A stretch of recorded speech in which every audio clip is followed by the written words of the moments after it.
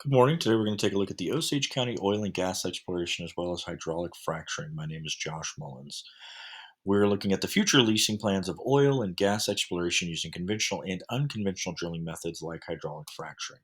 Our vision statement is the exploration for future drilling of oil and natural gas plants to work with local tribes and community to utilize a resource that can benefit people economically while minimizing the environmental impact of respecting local culture and history. All of these plans, we're going to look at four of them today, will follow the Clean Air Act of 63, the Clean Water Act of 1972, Safe Drinking Water Act of 1974, Endangered Species Act of 73, and the National Historic Preservation Act of 1966. Our first plan we're looking at is the No Action Plan. This is where we have zero ground disturbance. This is to ensure the cultural and species preservation of the area. There are some species on the known endangered list that live in this area that are specific to this habitat. We also have some known cultural uh, information in the area that can only be observed in situ. And if we stumble across any of these artifacts, we know that any ground disturbance whatsoever could affect the science, and we would halt any drilling in that area specifically. Alternative two is the emphasis on oil and gas exploration, where we have the most drill sites of about 4,670. This will have the largest effect on soil, water, air, and wildlife. This is due to the smaller buffers, usually about 40-foot difference between alternative three. And this can happen in more high density areas, which alternative three is hoping to avoid.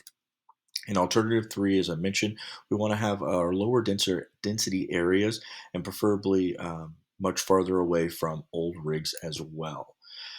We want to maintain productivity of current businesses, which is mainly agricultural, where we'd be drilling, and maintain good relations with the Osage and other interested tribes. We want to stay away from older platforms. We want to clear at least about a 248,000 acre area from those older rigs and any new drilling platforms. We want to reduce dust and hydrogen sulfide emissions, which are very common to this practice of drilling, and reduce the chance of noise pollution that disturbs terrestrial wildlife. We feel if we look at more low density areas, we're going to have less effect on migratory birds as well as terrestrial ungulates are in the area, and we want to reduce the dust and hydrogen sulfide, which could affect them as well as the public health. Keep about 200 feet away from waterways would help us stay away from the water, and used vertical wells or conventional drilling, which should help prevent any cross contamination of aquifers and possibly reduce seismicity of the area. We're working under the assumption that any deep disposal wells can increase seismicity, which could affect aquifers below due to increasing the already natural cracking of the area and allow contaminants to get into these aquifers. We're going to use best known practices to seal our brine, hydraulic fluid, and oil on the surface. This is to prevent any issue. This is to hopefully prevent any issues from any flooding, which we know can happen in the area, protecting any local wetlands, farms, and ranches. We also want to make sure we limit the noise pollution and visual disturbances because we are working on the assumption that wildlife as well as livestock can be affected by noise pollution and visual disturbances.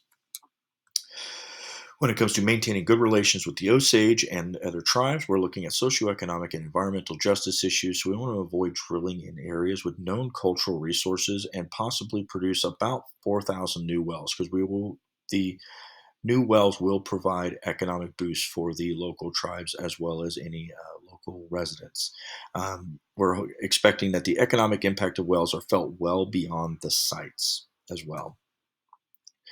We want to drill in low density areas to protect from environmental impacts, as well as prevent development and increase unconventional drilling practices. When we go to higher density areas, we tend to see more unconventional drilling or horizontal drilling, which could have increase our seismicity we've mentioned before.